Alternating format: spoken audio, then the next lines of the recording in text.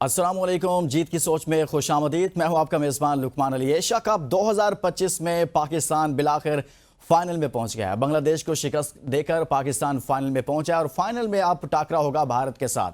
लेकिन इसके साथ ही एशिया कप की तारीख में एक नई चीज ऐड हो गई है। इससे पहले 14 एडिशन खेले गए और एशिया कप की 41 साल तारीख में पहली मर्तबा ऐसा हो रहा है कि पाकिस्तान और भारत एक साथ फाइनल में पहुंचे हैं। इससे पहले भारत मुतअद्दिद बार फाइनल में पहुंचा, जीतता भी रहा, हारता भी रहा, लेकिन पाकिस्तान के साथ फाइनल नहीं हुआ।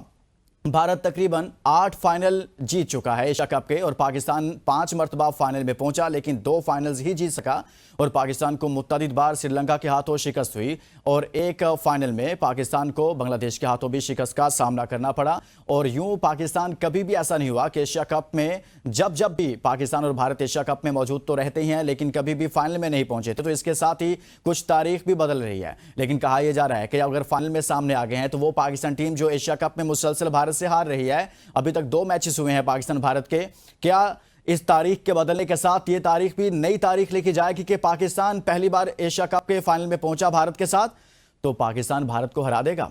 इस पर बात करेंगे और साथ में मजमूई तौर पर हमारी परफॉर्मेंस कैसी रही है हमारे प्लेयर्स की इस पूरे टूर्नामेंट में, उस पर बात करेंगे। और बांग्लादेश के खिलाफ जो मैच था, वो मैच जिसको जीतने के बाद पाकिस्तान यहां पर पहुंचा है, और उस मैच पर भी बात करेंगे कि पाकिस्तान की बैटिंग क्या कर रही थी, क्या पिच ऐसी थी, और फिर पाकिस्तान की बॉलिंग ने क्या कमाल किया कि 135 रन का दिफा करके जबरदस्त खेल पेश किया और पाकिस्तान को फाइनल तक पहुंचाया है। हमारा जबरदस्त पैनल हमारे साथ मौजूद है। स्टूडियो में मेरे साथ मौजूद हैं साबिक फैक्टर हैं हमाद सिद्दीकी साहब। हमाद साहब बहुत बहुत शुक्रिया आपका। और इसी तरह से हमारे साथ कराची से मौजूद हैं सीनियर स्पोर्ट्स सहाफ़ी हैं नसीम राजपूत साहब। नसीम साहब बहुत बहुत शुक्रिया आपका भी। और लाहौर से नुमाइंदा ABN भी हमारे साथ मौजूद हैं, आप PCB को वहाँ से कवर करते हैं, बहुत शुक्रिया। अली नासिर आपका भी। सबसे पहले तो हमाद भी आपसे डिबेट का आगाज़ करूंगा। रात जो मैच हुआ जिसको जीतने के बाद पाकिस्तान फाइनल में पहुंचा है, सबसे पहले तो इस पर कमेंट कीजिएगा कि कितनी बड़ी कामयाबी है पाकिस्तान की, कि कहा यह जा रहा था कि बांग्लादेश बहुत अच्छी क्रिकेट खेल रहा है लेकिन बिलाखिर पाकिस्तान जीत गया। थैंक यू वेरी मच जी। बिल्कुल विक्ट्री होती है किसी भी टीम के अगेंस्ट हो। बांग्लादेश वो टीम जिसने श्रीलंका को सुपर 4 राउंड में शिकस्त दी और कहा जा रहा था कि अच्छी टीम है।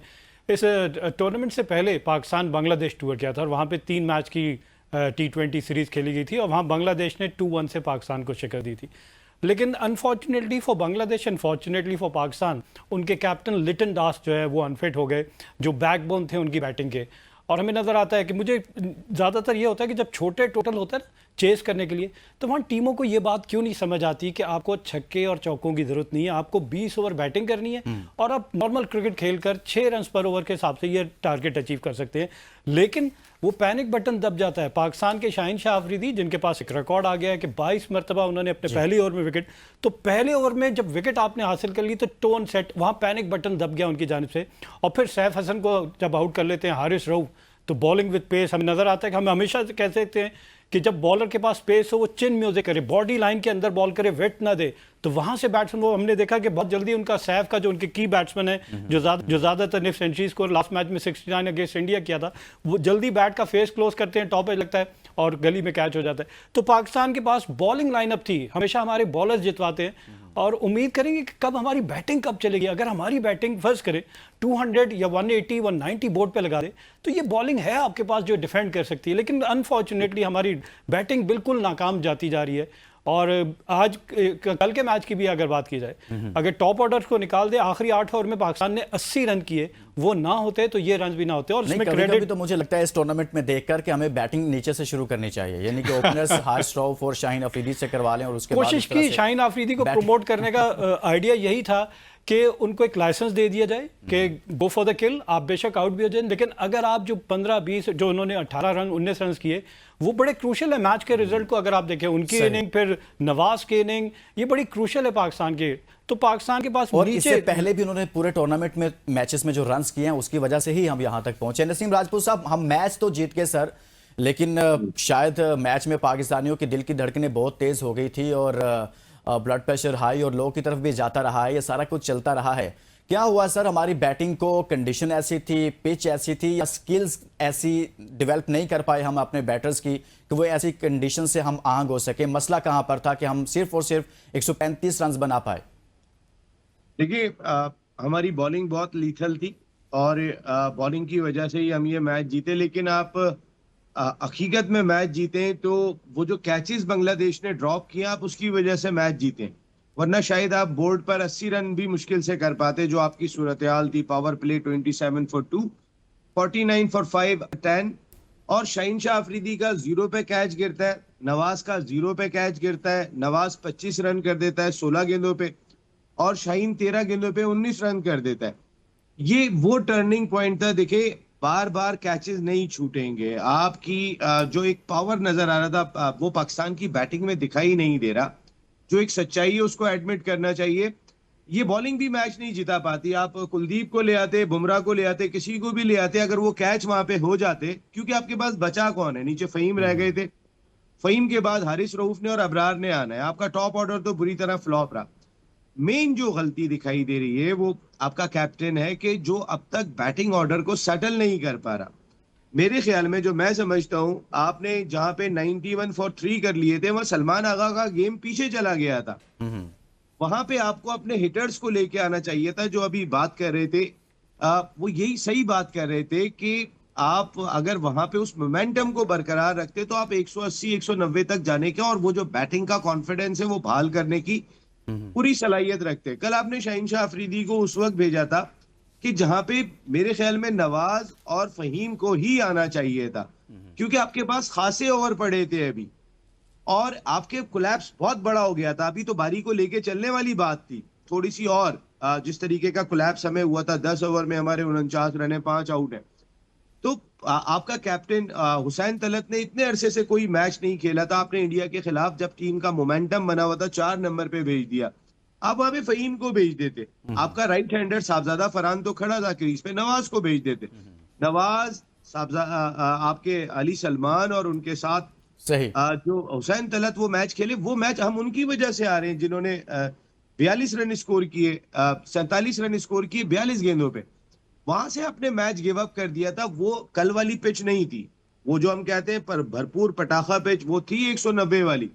वहां पे आप बॉलर से बहुत ज्यादा एक्सपेक्ट करेंगे तो आप अहमकों की जन्नत में रह रहे हैं। कंडीशन मुख्तलिफ होती है, कल की कंडीशन मुख्तलिफ थी। तो लेकिन मेरा ख्याल है हमारे कप्तान की सबसे पहले यार टीम में जगह नहीं बनती। आप 111 के स्ट्राइक रेट से कप्तान बने हुए। हम बाबर पे क्रिटिसाइज करते थे 129 पे, रिजवान पे क्रिटिसाइज करते थे 126 पे, और सलमान 111 पे कप्तान है। 115 स्ट्राइक रेट 22 मैचों में आपके हुसैन तलत का है। आप उनको मिडिल के अंदर जो है वो बैटिंग के लिए लेके आ रहे हैं। मैं ये नहीं कह रहा हूँ कि आपके पीछे कोई बड़े कोई सर डॉन ब्रैडमैन और जेफ बस बाइकआउट बैठे हुए। यही मेरा सवाल था कि सर इनको हटाएंगे, बनाएंगे किसको, लेकिन ये सवाल आप में बाबर को लेके आए, बाबर को 3 नंबर पे लेके आए, शाहीन को कप्तान लगाएं। देखें एग्रेशन मिस कर रही है आपकी क्रिकेट, बहुत शिद्दत से मिस कर रही है। बुझे बुझे चेहरे, साइम अयूब को बाहर करें यार। साइम अयूब पता है आपने पहले ओपनर था, वो प्रेशर डालता था, जल्दी आउट हो गया। अब वन डाउन पोजीशन तो बड़ी की होती है, यहाँ पे जब वो आउट हो रहा है तो डबल प्रेशर डाल रहा है। तो आप तो साइम के आपने अभी नवाज का ओवर नहीं कराया, आपका अबरार का एक ओवर रह गया। आपके पास हुसैन तलत बॉलिंग अगर आप खिला रहे हैं तो आपके पास मौजूद है, फहीम मौजूद है। वसीम जूनियर को लेकर आए ना यार, थोड़ा सा बहादुरों की तरह तो खेले ना। अच्छा, मैं इस पर आता हूं कि फाइनल में हमें क्या करना है, फाइनल में कुछ चेंजेस होनी चाहिए नहीं होनी चाहिए, इस पर आता हूं। अच्छा अली नासिर, पीसीबी जराए क्या बता रहे हैं वहां पर कि कोई पाकिस्तान भारत के मैच से पहले कोई आईसीसी की जानिब से इन प्लेयर्स को लेकर कोई ऐसा फैसला तो नहीं आ जाएगा जिससे मुश्किलात पाकिस्तान की बढ़ जाएं? किस हवाले से? मैं समझा नहीं आपकी बात। मुश्किलात यानी कि इन पर कोई पाबंदी लग जाए एक मैच की, या कोई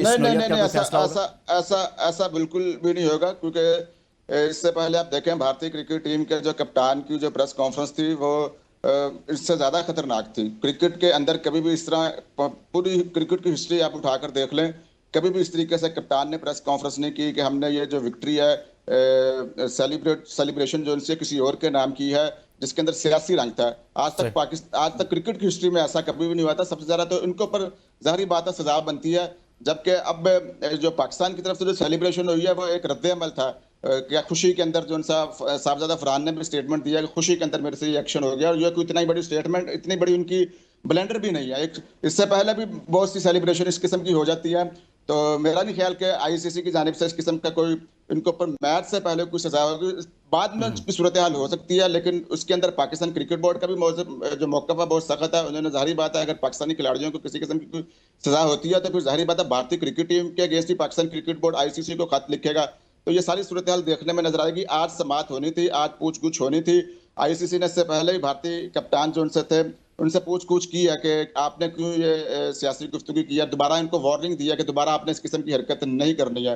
तो ये तमाम सूरत हाल रही है, वार्निंग देकर उन्होंने खत्म कर दिया। आज उनको बुलाया था लेकिन समाअत फिलहाल उन्होंने मुलतवी कर दी है। अभी कुछ ही देर बाद खिलाड़ियों को बता दिया जाएगा कि कब, कल हो सकता है कि कल समाअत हो, तो लेकिन हो सकता है कि एशिया कप के बाद दोबारा समाअत रखी जाए, लेकिन अभी कोई हतमी तारीख नहीं दी गई। आज तारीख थी लेकिन सोर्सेज बताते हैं कि ये समाअत मुलतवी हो गई है। ठीक है। अच्छा हमाद सिद्दीकी साहब, हम अभी पाकिस्तान की बैटिंग की बात करें तो यहाँ पर मेरे सामने कुछ स्टैट्स हैं, उसमें देखा जा रहा है कि पाकिस्तान ने पावर प्ले में 27 रन किए हैं और 2 विकेटें गंवाई हैं। सर पावर प्ले में हमें मसला आ रहा है और पावर प्ले में हम रन्स नहीं कर पा रहे। मासवा इंडिया के खिलाफ हमने कुछ रन्स बेहतर कर लिए थे लेकिन बाद में हम अपना टेम्पो लूज़ करके, जिस पर अभी नसीम साहब ने भी बात की है। लेकिन ये जानना चाहता हूं कि हम पावर प्ले में कैसे बेहतर परफॉर्म कर सकते हैं, फाइनल में क्या करना चाहिए। हमने ओपनर्स भी तब्दील कर लिए, हमने वन डाउन पोजीशन भी तब्दील कर ली। अब क्या हो कि हम पावर प्ले को सही तरीके से यूटिलाइज कर सके, जो कि पाकिस्तान टीम नहीं कर पा रही है। Very true. देखिए मैं नसीम राजपूत की बात से बिल्कुल एग्री करता हूँ कि बाबर आजम को वापस लेकर आया जाए। बाबर और रिजवान के होते हुए टॉप 3 जो थे वो आपको पावर प्ले में 40 प्लस, कभी 60 भी हो जाता था और आपकी एक आध विकेट गिरती थी। अब अगर आपकी पावर प्ले में 3 खिलाड़ी आउट हो जाएंगे और जिस तरह 27-29 रन पाकिस्तान ने बनाए तो आपने तो स्टार्ट ही नहीं लिया और आप थ्रू आउट द इनिंग आप रीबिल्डिंग और अंडर प्रेशर खेल लेंगे।